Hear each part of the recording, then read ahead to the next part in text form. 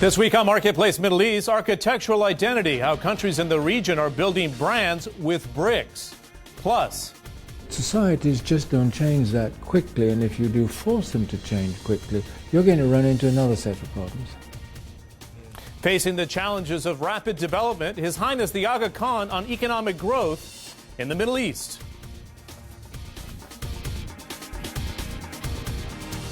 The real estate sector around the world took a downturn during the financial crisis. The Middle East was no exception. For Dubai, the building boom of the 1990s came to a virtual halt, but not before it had molded its skyline to project a modern face and help define its role in the region. Now neighboring Abu Dhabi and Doha are doing the same. Leonie Lakhani looks at how the Gulf is building up a new identity.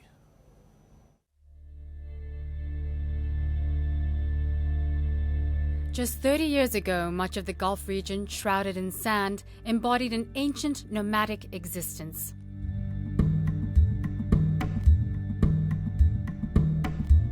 Then in the 1980s and 90s, a new landscape seemed to emerge from the desert dunes, and with it, the modern image these cities wish to project.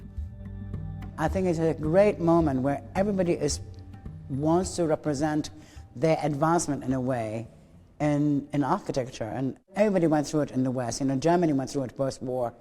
Every city had to have a stadium, every city had to have a concert hall, and I think the same would say with the Middle East. Dubai's building boom culminated in creating the largest and most unique structures, using architecture to define its identity and brand itself.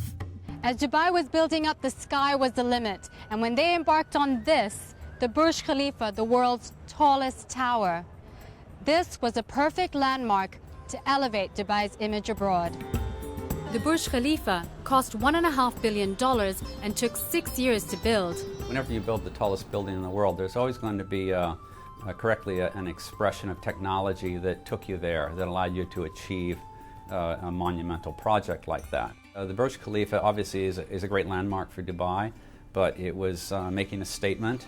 Dubai wants to capture the world imagination, to make buildings that are known and visible as one way to initiate this kind of public relations image, and then the economy and the expatriates and the tourists and the businesses will come after that.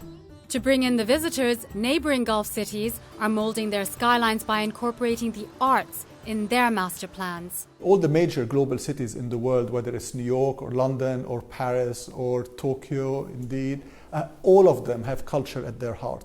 And it's important to see how much of a contribution to make to the economies of these cities and the countries.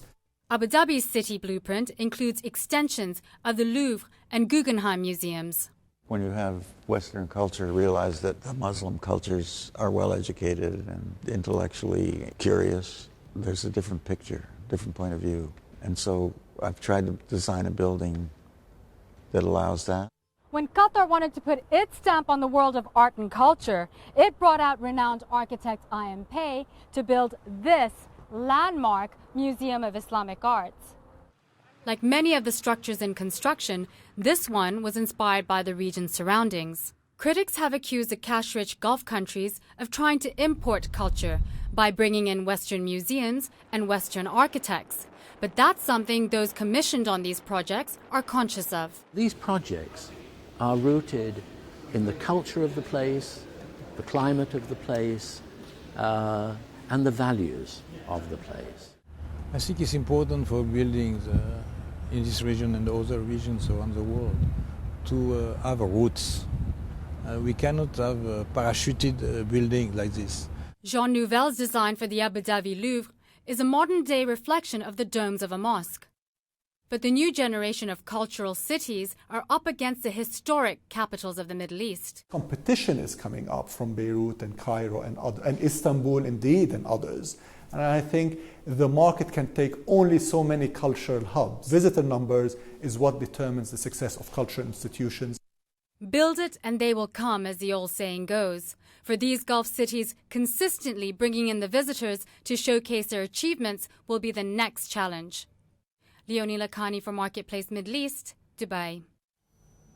While many countries in the region are using architecture to project their identity, one organization is using it to promote economic development. The Aga Khan Development Network recently presented 5 projects with the Aga Khan Award for Architecture. Now in its 33rd year, the award is dedicated to improving the living conditions and opportunities for the needy. I sat down with the chairman and founder of the foundation and spiritual leader of the Muslim Ismaili community, His Highness the Aga Khan. I asked him about his organization's key priorities. The general goal of the Aga Khan Development Network as a system of agencies is to assist in the construction of civil society. We over the past 50 years, have come to the conclusion that the strength and quality of civil society is the greatest guarantor of processes of positive change. It's incredible because you look at the highest per capita income. So if one takes Doha, and the highest per capita income in the world, or nearly such, at $90,000, and then Yemen at around $1,200, it's not realistic to keep a gap that wide and not expect trouble at the bottom end. Well, I think the issue is not only the differences in quality of life. There are many other criteria, and one of the ones that we are most exposed to as a network of institutions is what is healthy speed of change, because you can move too fast. It's not only addressing a form of paralysis of development and extricating yourself from that frozen situation.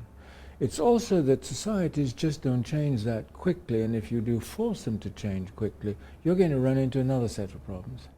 This change that's being introduced in many parts of the world, in the Islamic world, is happening at a very fast pace, but we also have the fastest birth rates in the world. So in a sense, these governments need to manage this change at a very accelerated pace as a result of the very fast birth rates.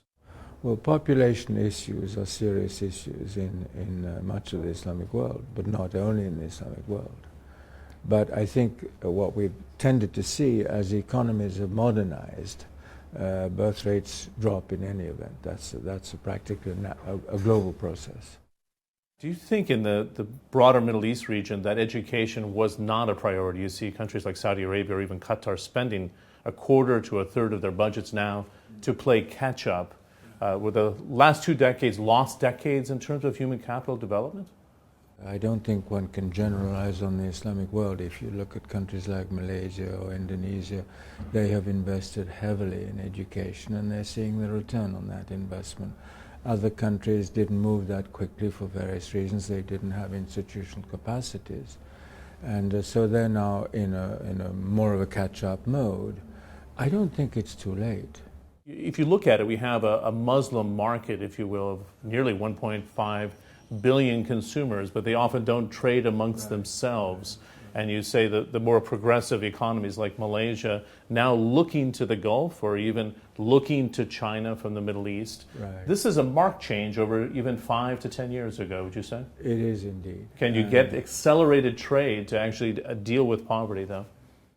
I would tend to differentiate between the countries which are essentially driven by rural or agricultural economies and economies which are driven by other resources.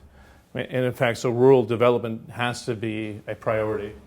Has to be a priority. Environments. After all, 70% of the Muslim population of the world probably lives from the land and on the land.